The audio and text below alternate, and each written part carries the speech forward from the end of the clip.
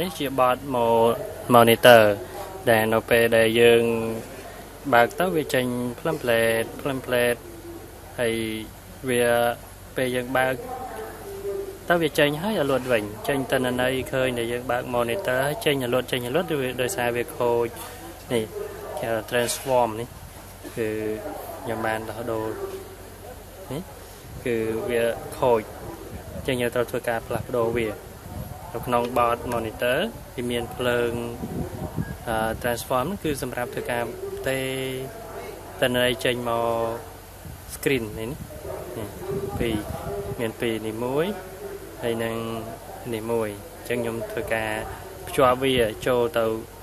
វិញដើម្បីឲ្យវាដំណើរការដូចដើមវិញយើងត្រូវដូរវាឬក៏យើងត្រូវរុំ transform ហ្នឹងសារថ្មីដើម្បីឲ្យវាដំណើរការមកធម្មតាព្រោះវាខ្វះភ្លើងពេលនេះ transform នេះតែខ្ញុំខ្វែងនេះបានតែវាខូចអញ្ចឹងខ្ញុំត្រូវធ្វើការដូរថ្មីដើម្បីឲ្យវាដំណើរការមកធម្មតាអញ្ចឹងនេះជាបទmonitor ដែលវាខូចគឺភ្លើងខូច transform ហ្នឹងឯងដែលខ្ញុំត្រូវធ្វើការដូរវាដើម្បីដំណើរការអញ្ចឹងខ្ញុំចាប់ផ្ដើមធ្វើការ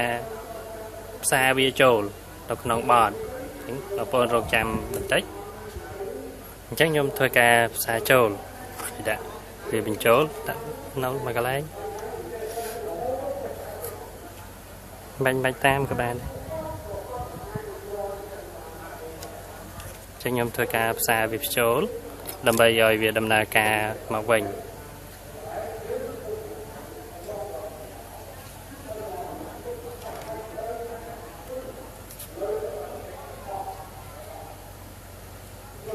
នឹងជាបទ monitor យ៉ាឆ្លងជាប់គ្នា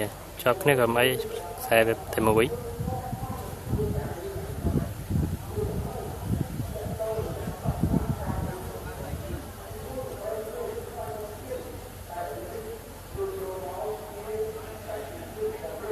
ច្រើនពេកចំណងច្រើនពេក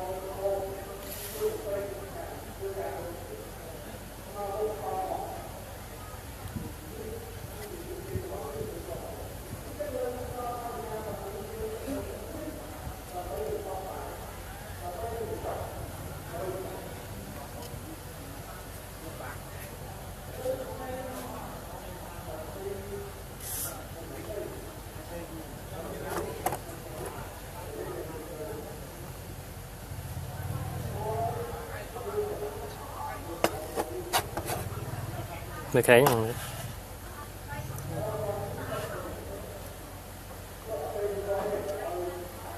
ណាចឹងរួចរាល់ហើយយើងរៀបចូលទៅក្នុង monitor របស់យើង